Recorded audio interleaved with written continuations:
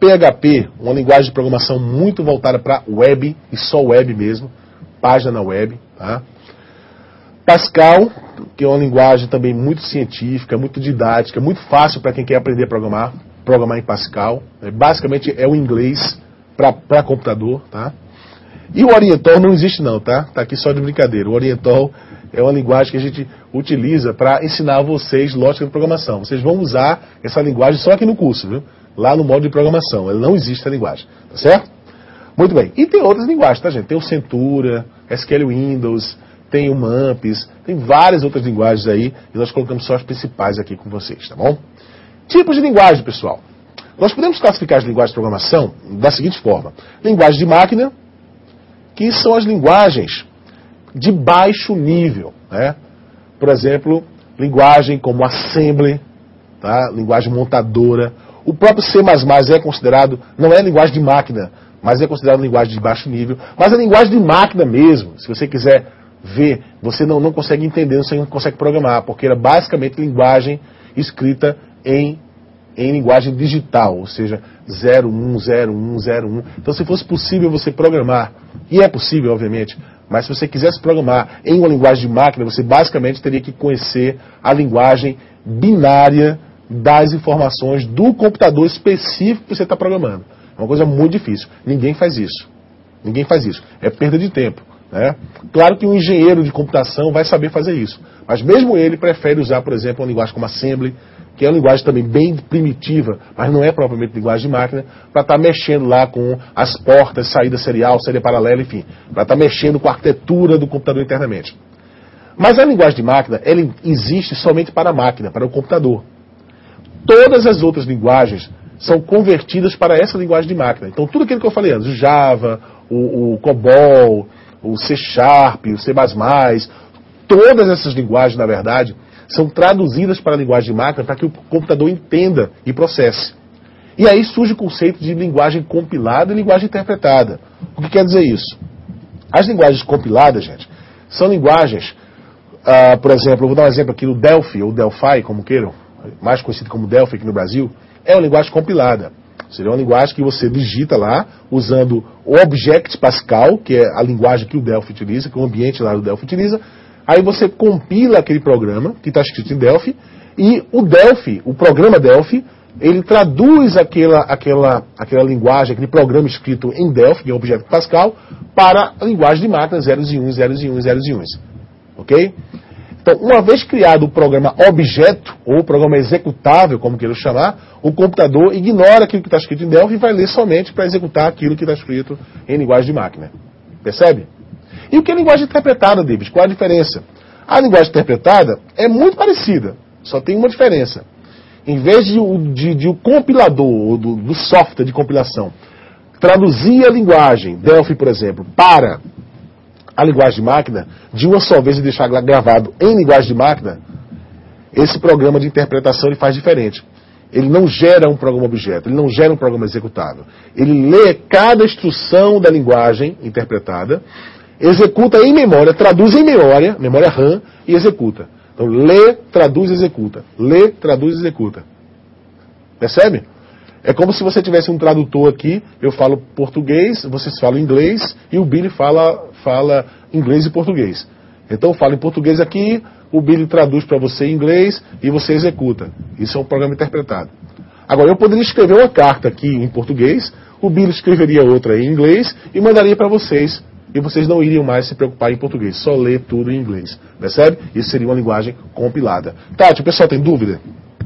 Não temos nenhuma dúvida. Nossa, essa turma é boa, viu? Tá tudo tranquilo. Tô gostando de ver. Então vamos embora, gente. Redes de computadores. Redes locais ou LAN, né? O Local Area Network. Tá? Opa, eu acho que tem algum errinho aqui. Desculpem, tá? Eu acho que está aqui, mas tudo bem. Gente, o que são redes de computadores? Redes de computadores, né, como eu falei há pouco tempo, os mainframes, né, eles tinham uma grande vantagem em relação aos microcomputadores pessoais, os PC. Né? Eles tinham capacidade de multiprocessamento ou teleprocessamento. Então, associado a um mainframe, você tinha vários terminais de computadores espalhados na empresa, ou até em outros estados, através de satélite, de linha de telefonia, linhas privadas, LPCDs, etc. E muitas pessoas conseguiam usar aquele mesmo computador ao mesmo tempo. Já o microcomputador não. Os microcomputadores só eram utilizados por uma pessoa de cada vez, né? Em um local específico. Até que em meados da década de 80 foram lançadas as primeiras redes de computadores. Eram programas como Novell, o próprio Windows ponto a ponto, ou peer-to-peer, né?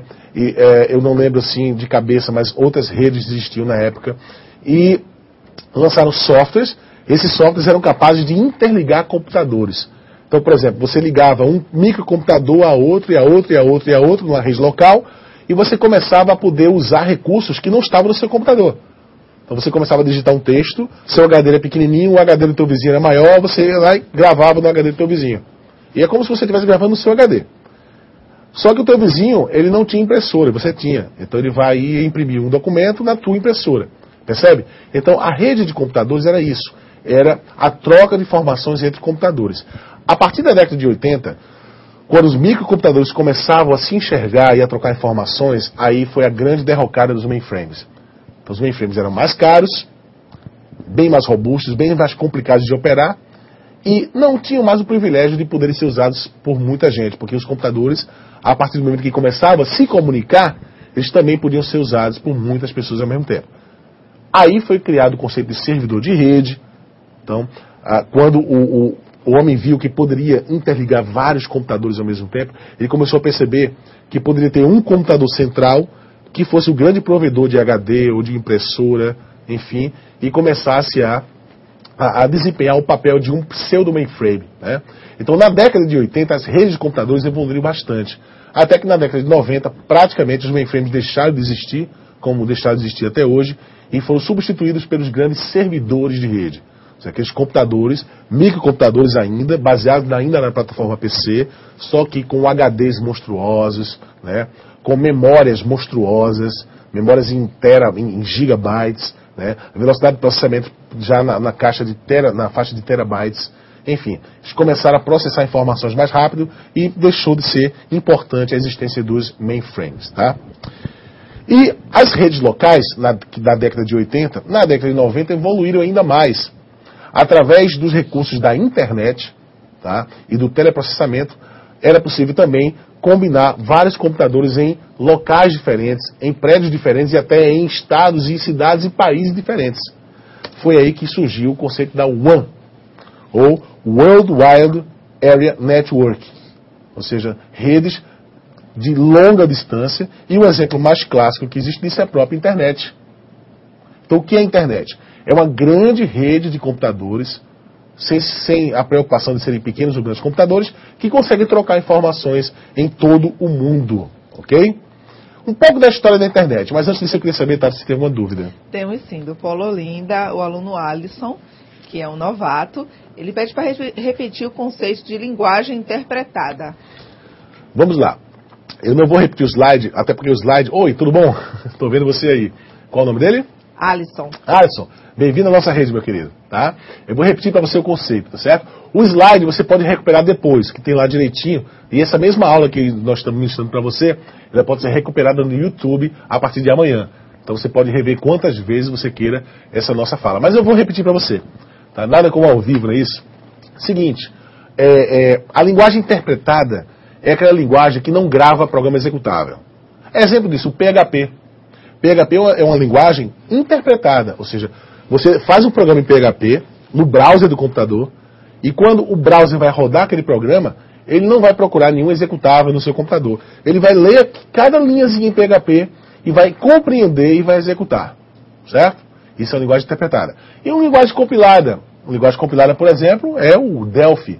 Então, quando você faz o programa em Delphi, você escreve em Delphi, aí você compila, ele gera um executável, um .exe, e aquele .exe é que vai ser executado pelo computador.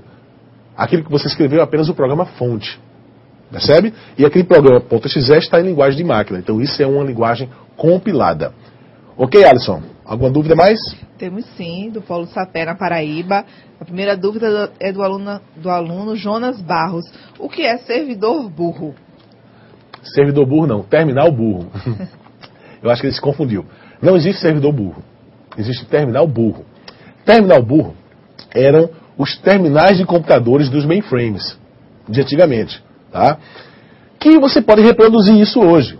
Por exemplo, se você pega um computador, tá? Através de um software chamado NetBuzz, ou Budgie, ou vários outros que existem, você pode multiplexar a CPU do seu computador e colocar vários mouses, vários teclados,